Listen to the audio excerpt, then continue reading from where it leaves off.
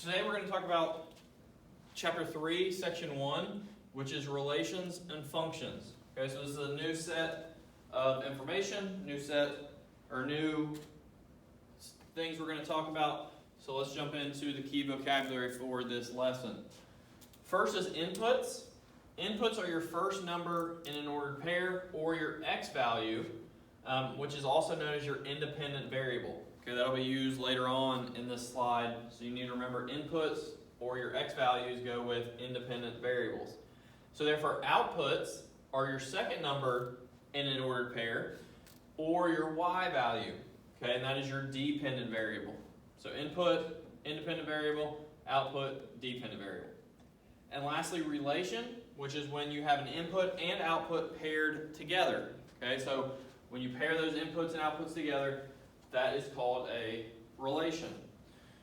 And here are some different types of relations, different ways you'll see them represented. It says it can be represented by ordered pairs, mapping diagram, or a table. You can also use it on a graph, which ordered pairs, here's your ordered pairs, like 0, 1, 1, 2. These are inputs and outputs being paired together. And that kind of goes along with the graph because you can put those ordered pairs on a graph that way.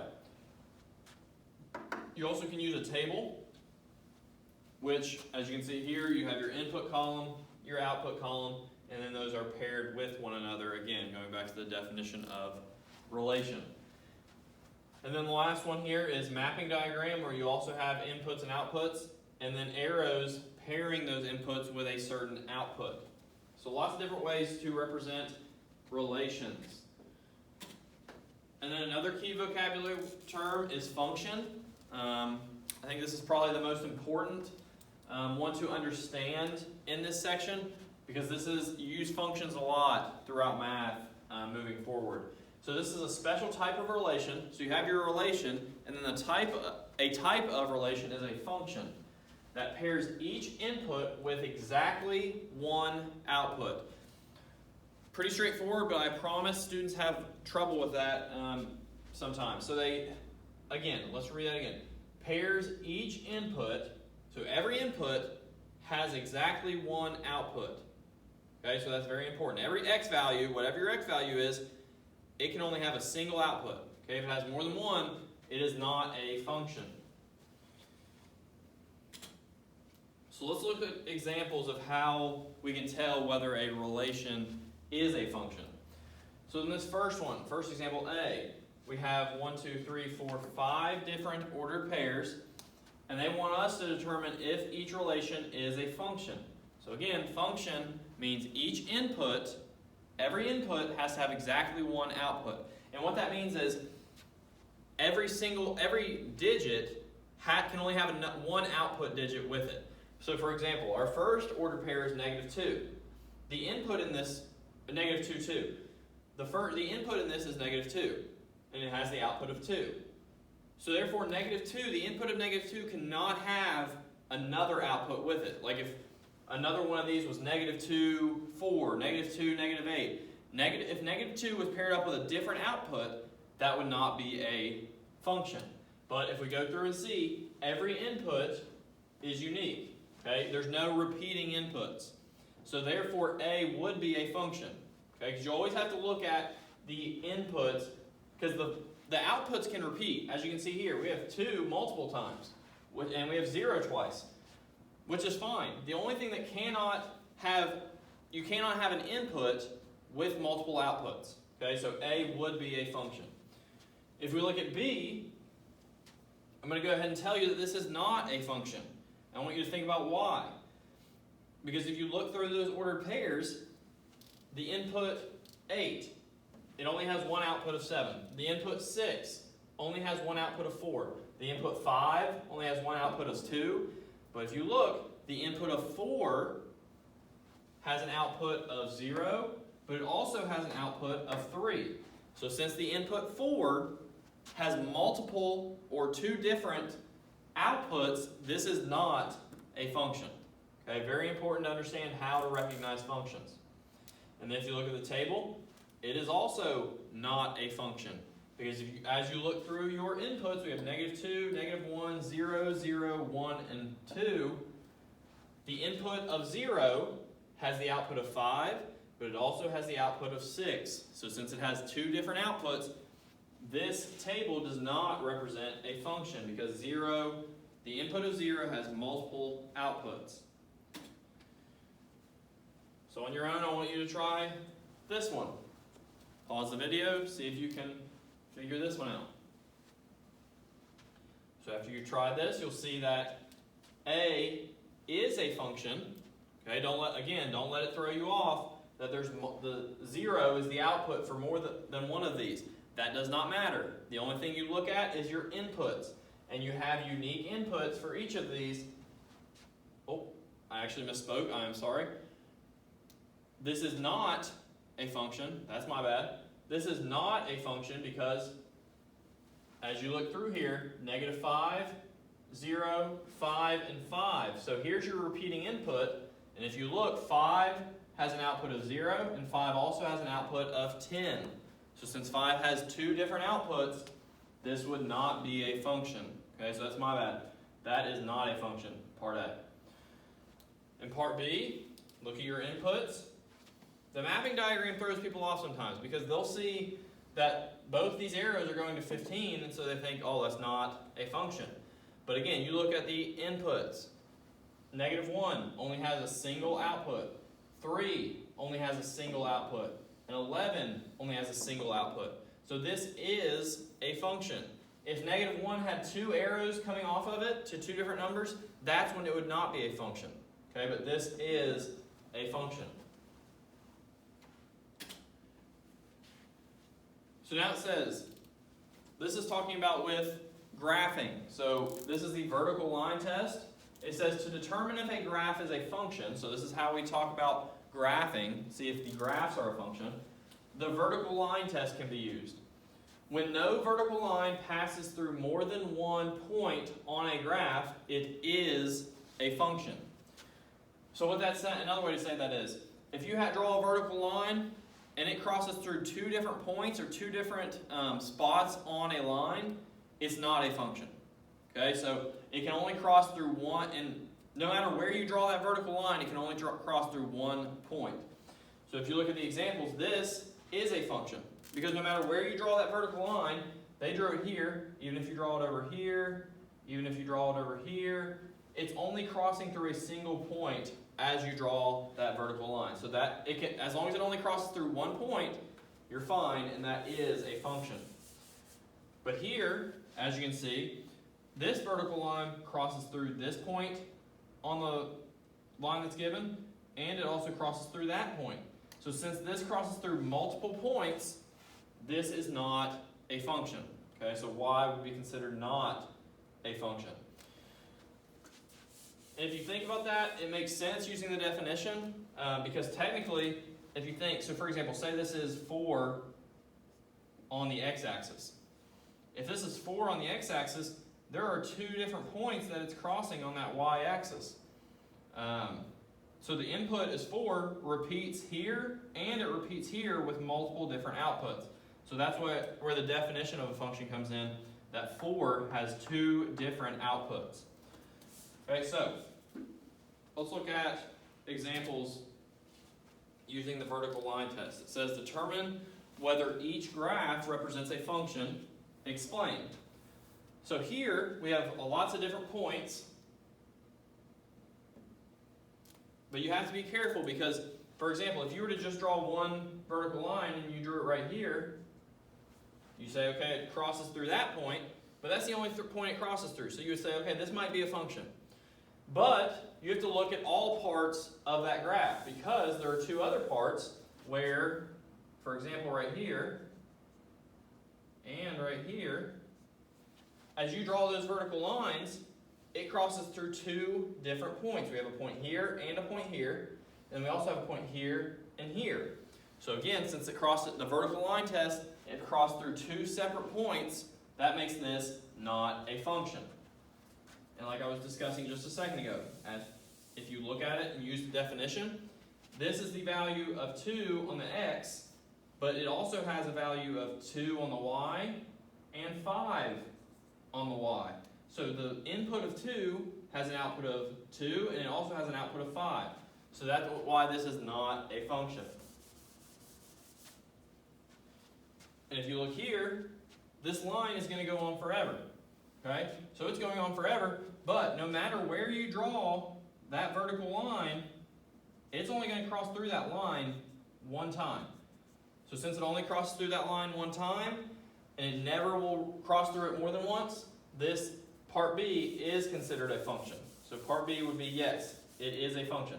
And again, to explain on this one, you can say explaining is very simple. You can say does not pass the vertical line test, does pass the vertical line test. And you can go in more detail. Like I said, you can say 2 has multiple outputs of 2 and 5, and so on. So just telling that it does not or does pass the vertical line test is all you need to do to explain.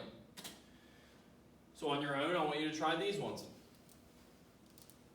So after you pause the video and try these, you'll find that this first one is a function, because if you see, some might get confused, but these are still going outward. Okay, they might not be sloped they're pretty steeply sloped to where they're not going outward quickly, but they are going outward. So even if you're drawing vertical lines, it's only crossing once. Okay, so vertical line here only crosses once here. So those vertical lines only cross through that parabola, which is what this is called, one time. So since it only crosses once, you would say yes, it is a function because it passes the vertical line test. And then the second one, this is a circle, and you can probably very easily see that this is not a function because multiple points are what it crosses through. So it crosses through both of those on that vertical line, both of these on this vertical line. So this is not a function. Okay, it is not a function because it does not pass the vertical line test. All right, a couple more key vocabulary words are domain and range. Domain is your set of all possible input values. Okay, so remember input is your x's, so domain is your set of input values. Range is your set of all possible output values. So domain is your input, range is your output. So these examples say find the domain and range represented by the graph. So I'm going to go ahead and tell you, the ones that don't have lines, so like this is a line, this is not, it just has points. The ones without the line are usually easier because all you're doing is selecting those specific points. So for example, here, this point, it has an x value. So remember, domain is so I'm going to go D for domain, R for range. The domain is your x value, so that is this line or this axis. So this point here has an x value of -3. So that is -3, so the first domain is -3. Then we have this x value of -1, this x value going down of 1, and then this x value of 3. So those are my domain, those are the numbers that can be represented in the domain. So then I do the same thing with my range going this way. So again, I'll start down here. This has a range or a y value of -2. I'm going to go just dot by dot as I go up. So then this one has a y value of 0. This one has a y value of 2. Again, you're just going over to the y-axis. That one's 2. And then lastly, this one has a y value of 4. So that one's not too bad. It's just you're just listing the domains or the inputs and the ranges or the outputs. This one will be a little bit more confusing. So because you're having to list all of them because it's a line. So it's not, you're not just going to be able to say this point, this point, this point. Because it's a line, meaning it's continuous. So it's not like you'll never be able to list all of them because you'll be listing infinite decimals. So instead, you have to list using the inequalities like we talked in chapter 2 about. So right here, if I'm talking about the x values or the domain, so the domain, these are my x values. So if you see, this ranges from here to here on that x-axis because it has closed circles on each end, not arrows. So it starts here, ends here. So this value is -2,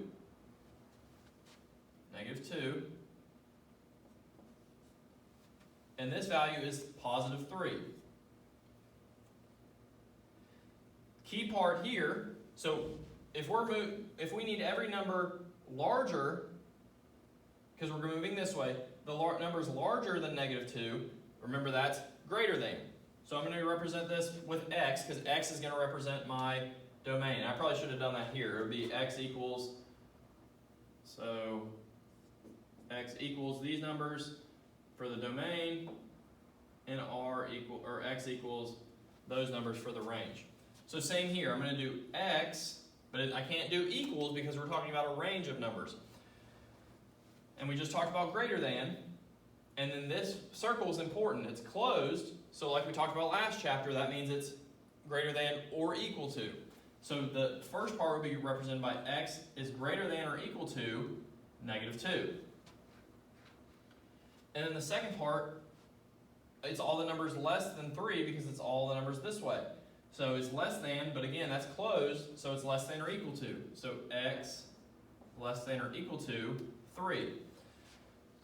And I know some students get confused with writing compound inequalities, but most of the time you'll see the domain listed as a compound inequality. So the way that will be listed, you write your smaller number first, so -2. And you kind of have to read this backwards, because this says x is greater than or equal to -2, but if you read it this way, it's x is less than, or -2 is less than or equal to x. So you're going to flip that around. So I'm just going to flip this whole thing around, and it's going to look like that. And once I've done that, I can just attach this part on to the back end, okay? Because I've already used my x, so that takes that away, and I just have to attach that on the back side. So this is really how they'll probably write that domain, okay? -2 less than or equal to x less than or equal to 3. So again, with the domain, you're talking about all numbers in that portion of that graph. So you're looking at the x value, meaning you're looking this way, horizontally. So then for the range, you're going to be looking vertically. So I'm going to see how far up and down this graph stretches. So it stretches from here down to there. So then you're just selecting or figuring out what each of those are. So we have two x values, or sorry, this should be y values. And same over here. And I am messing up today. All right, so this is range is y, domain is x. So with the range, we're stretching from the bottom number, which is -1. So that's the smallest y value that we have, which is -1. So again, that's greater than, and then since this is closed, it's or equal to. So we're looking at all numbers greater than or equal to -1. But then for the other part, we're looking at all numbers less than or equal to 2.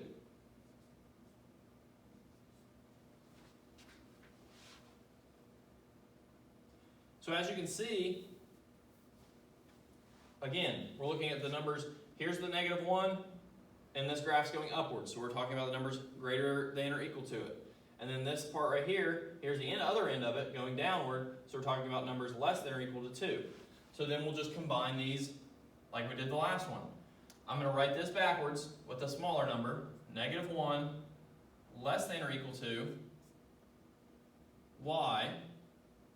And then I've already used this first y, so then I'm going to attach this less than or equal to 2 onto the back end.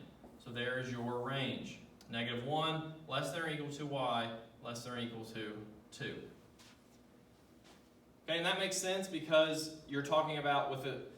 And when you'll have compound, I'm not sure if you'll have lines that go on forever in this, but the reason we have compound inequalities is because there's two endpoints on this. Okay, and we'll talk about if there's not endpoints, what we'll do.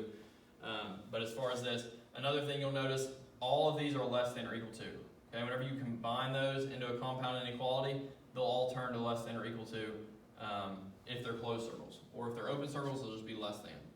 Okay, but that is how you write those as compound inequalities.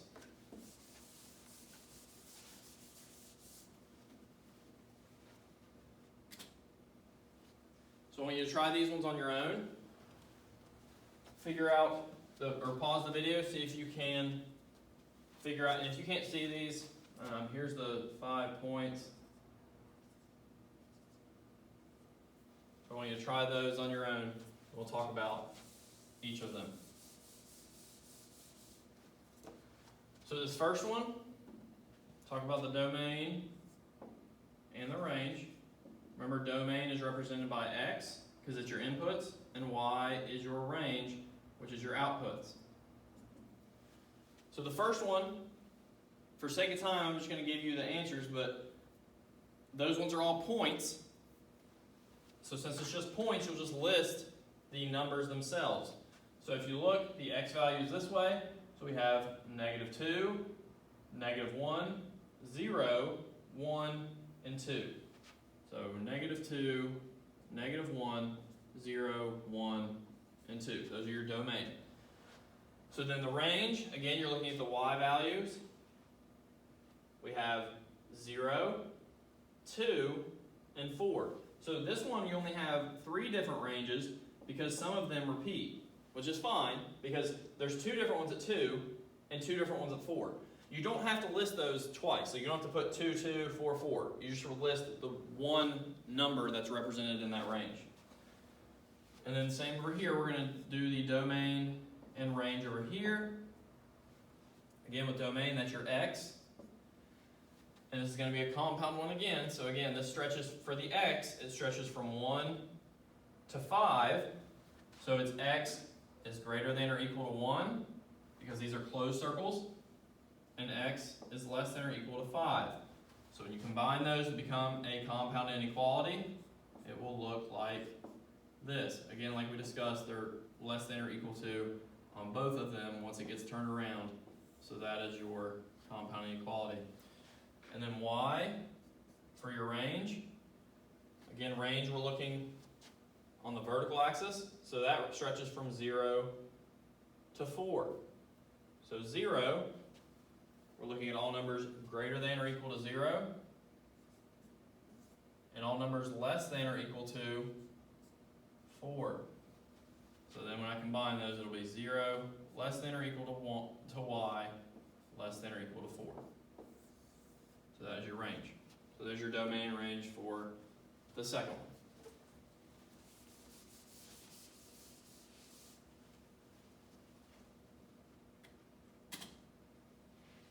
All right, so then we might have word problems as well.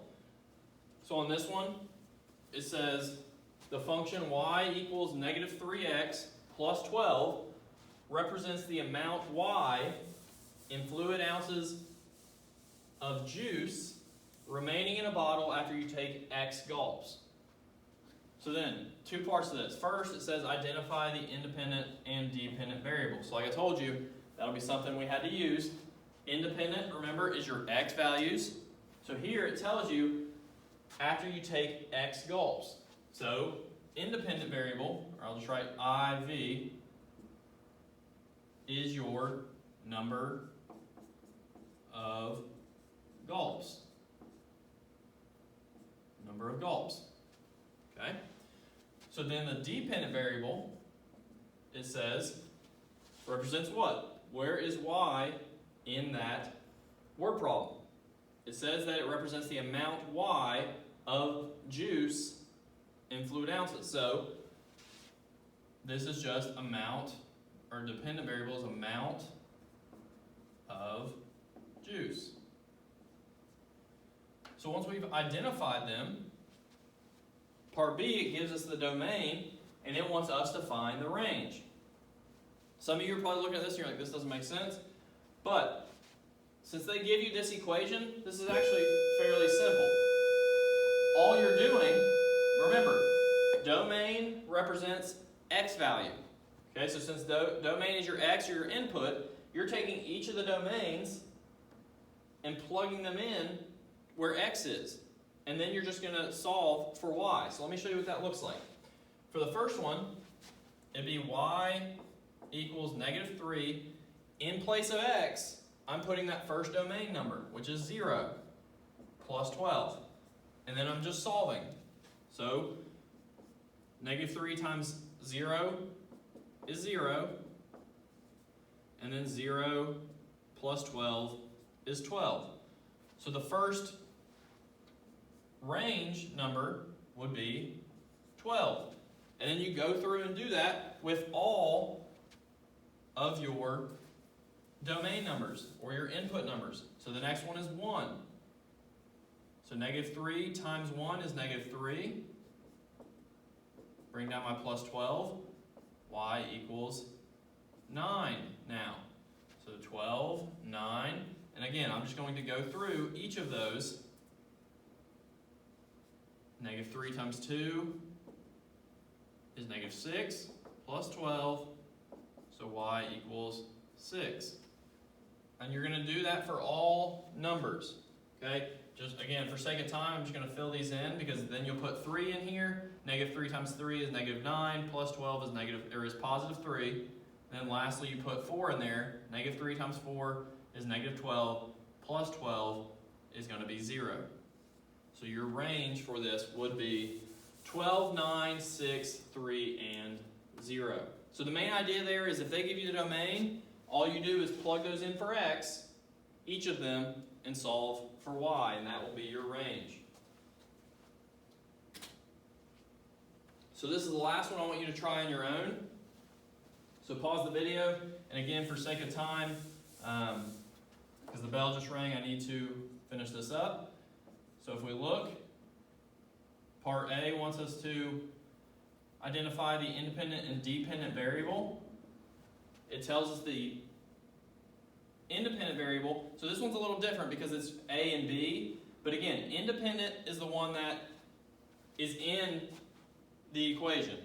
Okay, like with the other numbers. The dependent is the one that's by itself. So in this, A is your dependent, B is your independent. So it says making B batches of guacamole. So independent would be batches of guac.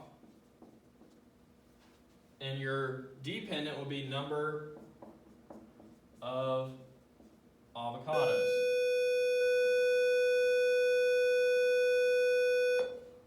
So then real quick, the range, because it says it gives you the domain, again you plug those numbers into here.